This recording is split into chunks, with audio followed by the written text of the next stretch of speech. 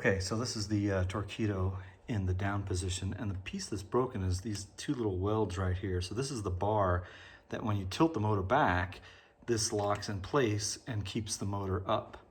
And so this is the mounting bracket right here. So when you tilt it up, it would be stationary, but the shaft would go that way.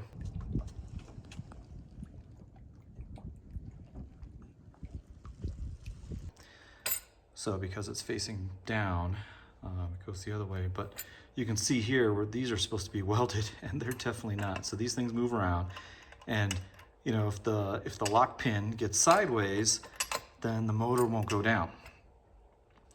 And so that's a problem. So it looks like there's just two little like collars, like little collars that clip on that hold this bar here. And so it should be easy to get off.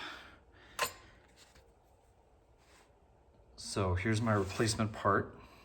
And it looks like the welds are a little bit beefier maybe, so maybe they've had some issues and they've seen a lot of these come back or something. Here's the handle. So this is the handle right now. I just stick my finger in there and lift it up, which is not ideal.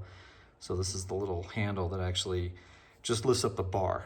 So when you manually lift up the motor, then you pull this little handle to lock the bar in place. Okay, so I got the little locking collar off, and on this side there should be enough space to slide this little bar out.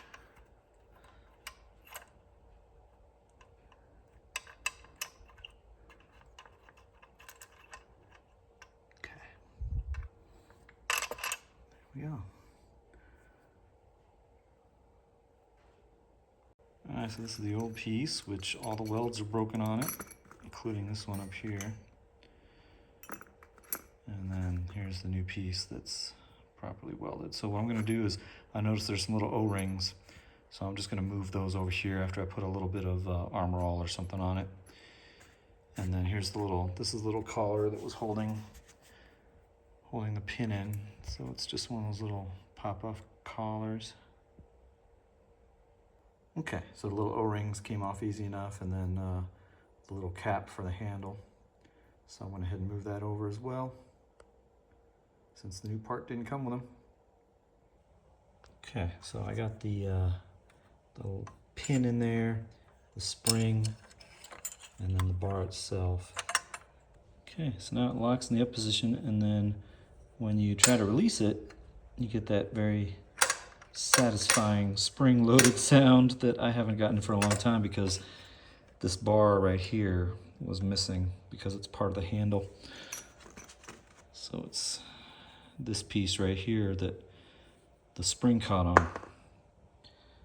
So you can see where the spring catches on it right here. So that nice satisfying little sound where it flips back home to where it stows was missing. So yeah, I do remember that now. I'm just gonna put this locking washer back in, and I'll be done. Okay, so I got the pin back in there. You can see it right here. And I think I have the spring facing the right way. So the spring pushes against the bar so that the bar follows it up. So it acts against the release mechanism.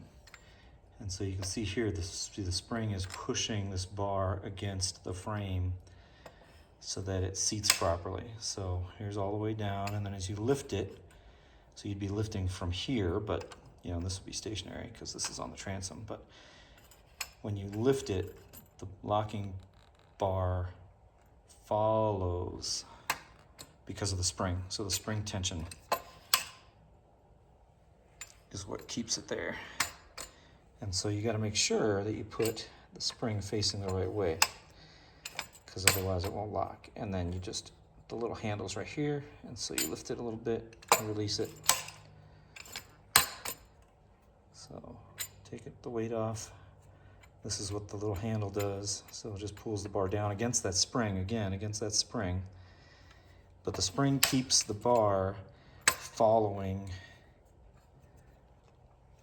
the little slot, because if the spring wasn't there, then what would happen is as you lift, this bar it could go down, and then now it's on the wrong side. See here, it's outside the track, and it's on the wrong side of the piece that's mounted on the transom.